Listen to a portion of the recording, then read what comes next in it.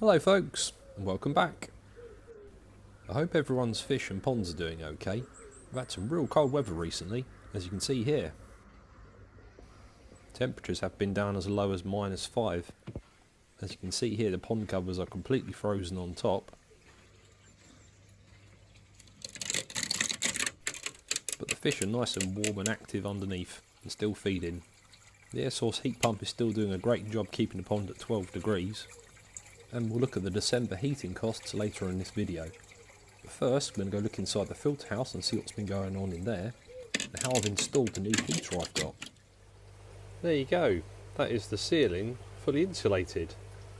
I've fitted those Celotex boards into all the gaps on the ceiling, and I've gone over all the seams with foil silver tape.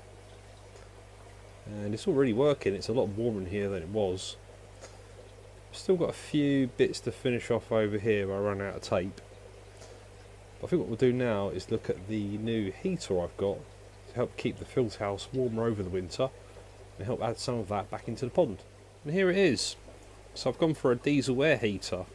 Did a lot of research and thinking about different heaters for the filter house, and I've decided against an electric one because I think they'll just be too costly to run. I did even think about having a small wood burner here at one point, which would have been nice, but I haven't quite got the space for it.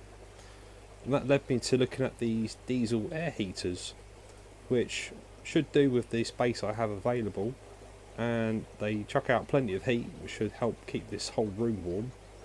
And also it should be fairly low to cost to run, hopefully. So let's open it up now and see what you get in the box. Certainly well packaged. You get this instruction book and a box full of bits to look at. So you get quite a few things in that little box. So we've got here the hot air outlet pipe and vent for it. We've got the air inlet pipe and filter. We've got the exhaust pipe and some other parts here for the exhaust to fit it.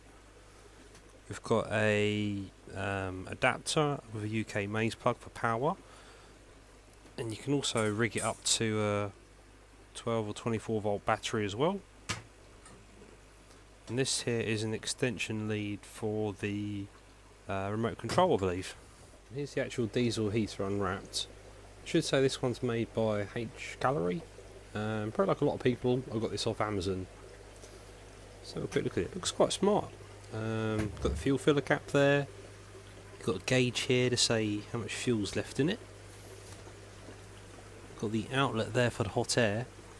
And this one comes with a remote and Bluetooth, I believe, as well. So I can turn it on off and off remotely. Looks pretty smart. I've just got to decide now where I'm going to fit it. Okay, let's look at how I've installed the heater. The first job was fitting on the L piece for the exhaust, which connects to this pipe underneath. The other pipe you can see on the bottom here is for the air inlet. That just pushes on and connects with the Jubilee clip. The small green pipe there is for the fuel intake, so it's important to try and keep that away from the hot exhaust pipe. Once I'd fitted those two pipes, I extended the pipe for the air intake, and I just decided to cable tie it to the side of the unit just to keep it out of the way and the air intake away from the exhaust. Next was the hot air outlet pipe, which is just pushed on and done up tight with a Jubilee clip. Right, so that's most of the heater put together, and I've decided to mount it just down in this corner here. And what I need to do next is mark on the concrete block wall there where the exhaust needs to run through, and drill a hole straight through to run the exhaust outside. I did need to move my water dechlorination unit, because I didn't fancy it being quite that close to the heater. So that now comes through the mains there, through the cold water meter, around the back here, through into the 3-stage jumbo dechlorinator, and then through my large active carbon filter as well, before then being running back here into the moving bed before it goes back to the pond. So let's get drilling that hole now. Okay, so I've marked out on the wall where I need to drill through for the exhaust. Through there. Now it's time to use the big drill to make a mess. Right, okay. I've got the hole drilled. I've just got to join up the exhaust now to the L piece down this really tight gap.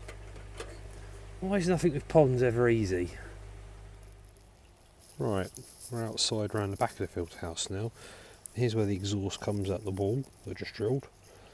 And then I fitted the silencer here with the Jubilee clip provided, and I've bracketed it to the wall so the exhaust will face outwards into the garden. Okay, let's look at the pond heating update now and my air source heat pump costs for December.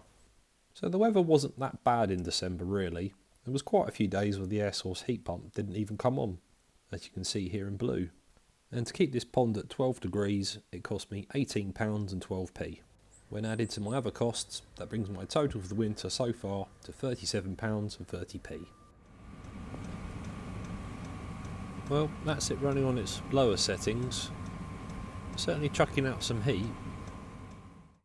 So it's currently showing it's minus 0.6 degrees outside, and inside the filter house with just the insulation it's holding 7.7 degrees. So let's see what the diesel heat pump can do.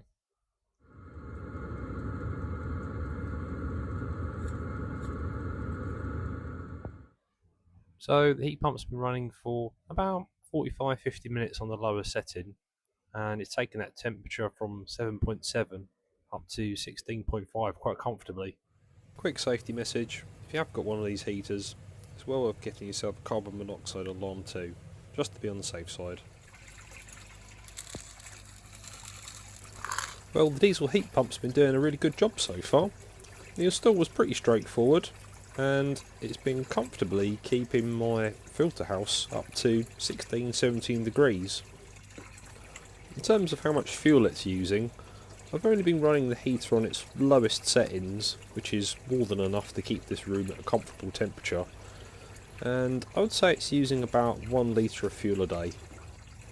So it's not costing that much really to keep this room at a comfortable temperature while I'm up here working in the daytime.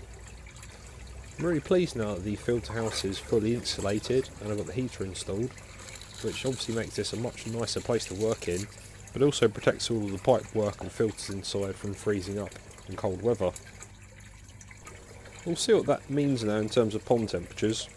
I'm hoping all the extra insulation and heating in here will help trap more heat in the pond and reduce my air source heat pump costs. So it's going to be an interesting comparison when I get to the end of this winter compared to the previous year. The fish are all doing okay. I'm still giving them one small feed a day, which is enough to keep them ticking over, but you can see they're all very active and looking around for food still. Got some more interesting videos coming up as we get closer towards the springtime and the pond season will start again. But thank you very much for watching. I'll see you on the next one. Cheers.